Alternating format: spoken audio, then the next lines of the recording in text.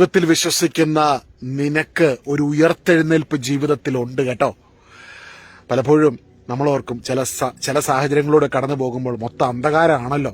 പക്ഷെ ഈ അന്ധകാരത്തിനൊരു പരിധിയുണ്ട്. വെളിച്ചം വരുന്നതോടുകൂടി അന്ധകാരം മാറിപ്പോവും. വെളിച്ചത്തിന് മുൻപിൽ അന്ധകാരത്തിന് നിൽക്കുവാൻ പറ്റത്തില്ല. ഈശോയാകുന്ന വെളിച്ചം നിന്റെ മുൻപിൽ ഉദിച്ചിരിക്കുന്നു.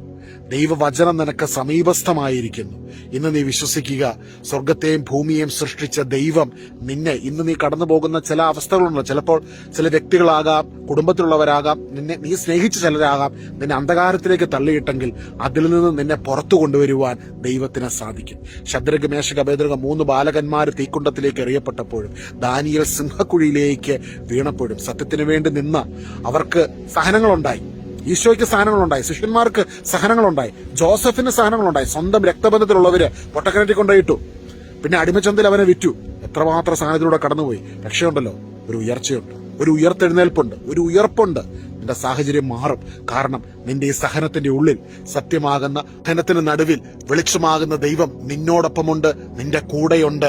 ഈ ദൈവം ഈ സഹനത്തിന്റെ ഉള്ളിൽ നിന്നോടൊപ്പമായിരിക്കുമ്പോൾ ശദ്രക്, മേശക്, അബേദ്നെഗോ തീക്കുണ്ടത്തിലേക്ക് വലിച്ചെറിയപ്പെട്ടപ്പോൾ അവരുടെ കൂടെ വെളിച്ചം, അവരുടെ കൂടെ 4-മനായി കർത്താവ് ഇറങ്ങി നിന്നതുപോലെ, ദാനിയേലിനു വേണ്ടി സിംഹക്കുഴിയിലേക്ക് അവിടുത്തെ സാന്നിധ്യം കടന്നു വന്നതുപോലെ, ജോസഫിനെ അടിമച്ചന്തയിൽ നിന്ന് വിവസ്ത്രനായി നിന്ന ജോസഫിന്റെ കൂടെ ഉൽപ്പത്തി 39 അധ്യായത്തിൽ നമ്മൾ കാണുന്നു കർത്താവിന്റെ സാന്നിധ്യം അവന്റെ കൂടെ ഉണ്ടായിരുന്നു. നിന്റെ തകർച്ചയിലും വേദനയിലും നിന്റെ കൂടെ നിൽക്കുന്ന കർത്താവിന്റെ സാന്നിധ്യം, സ്വർഗത്തെയും ഭൂമിയെ സൃഷ്ടിച്ച കർത്താവിന്റെ സാന്നിധ്യം നിന്റെ കൂടെ നിൽക്കുമ്പോൾ നിനക്ക് ശ്രേയസ് ഉണ്ടാകും, ഉയർച്ചയുണ്ടാകും.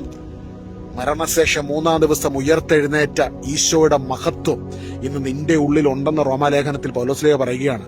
ആരൊക്കെ, ഏതൊക്കെ, എങ്ങനെയൊക്കെ തകർക്കാനും തീർക്കാനും നോക്കിയാലും ഇല്ലാതാക്കാൻ ശ്രമിച്ചാലും നിന്റെ ഉള്ളിലെ ആത്മാവിന്റെ ശക്തി നിന്നെ ഉയർത്തെഴുന്നേൽപ്പിക്കും. നിന്റെ ജീവിതത്തിൽ നിനക്ക് വ്യത്യാസങ്ങൾ കടന്നു വരും, മാറ്റങ്ങൾ കടന്നു വരും, അനുഗ്രഹങ്ങൾ വെളിപ്പെട്ടു വരും. കാരണം ദൈവത്തിന്റെ മഹത്വം നിന്നോടൊപ്പം ചലിക്കുന്നു.